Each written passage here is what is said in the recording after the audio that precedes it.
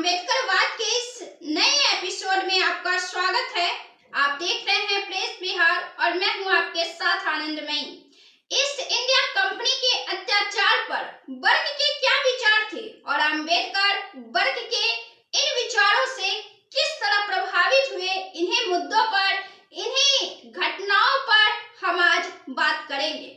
Warren Hastings के impeachment पर अपनी रचना में वर्ग ने ईस्ट इंडिया कंपनी के खिलाफ बंगाल के तत्कालीन गवर्नर जनरल वॉरेन हेस्टिंग्स के शासन के संदर्भ में दृढ़ता से प्रस्ताव रखा था, जिसके आधार पर वॉरेन हेस्टिंग्स को मुकदमा चलाया गया था।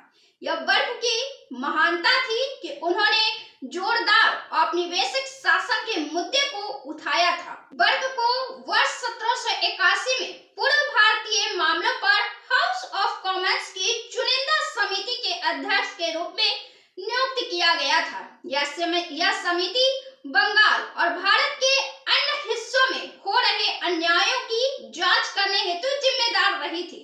वर्ग ने ब्रिटिश प्रतिनिधियों के अत्याचारी शासन की रिपोर्ट करने के लिए ईमानदारी से उन्होंने प्रयास किया और निष्कर्ष यह निकाला कि भारत में ब्रिटिश शासन का शासन सबसे बड़ा और निंदाजनक था।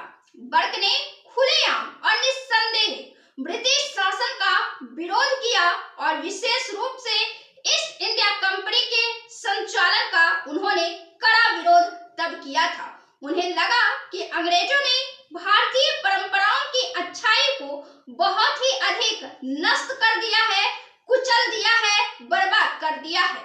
आयरलैंड और भारत में ब्रिटिश साम्राज्यवाद के विरोध और यूरोप में फ्रांसीसी साम्राज्यवाद और कट्टरपंथ के विरोध के कारण ब्रिटिश शासन के प्रति समर्पित वर्ग को स्वीकार करना ब्रिटिश सांसदों के लिए काफी मुश्किल हो चला था। कार्ल मार्क्स ने दास कैपिटल में लिखा था कि एडमंड बर्क ने दोहरी भूमिका निभाई है। एक ओर उन्होंने बुर्जुआ का समर्थन किया और दूसरी तरफ उन्होंने औपनिवेशिक देशों की स्वतंत्रता का समर्थन किया। हालांकि शुरू में विंस्टन चर्चिल वर्ग के राजनीतिक विचारों से पूरी तरह असहमत थे, पर बाद में यह पाया गया कि बर्क लिबर्टी का सबसे महत्वपूर्ण प्रेषक थे और उसी समय प्राधिकरण के चैंपियन थे। अत्याचार के खिलाफ उनकी आत्मा विद्रोह करती है, चाहे वह एक दबंग राजा, एक भ्रष्ट न्यायालय, संसदीय प्रणाली के पहलू पर प्रकट हो या एक गैर मौजूद स्वतंत्रता के देखे हुए शब्दों को बोलने से। यह क्रूरता की श्रद्धांजलि में उनके खिलाफ उत्तर देता है।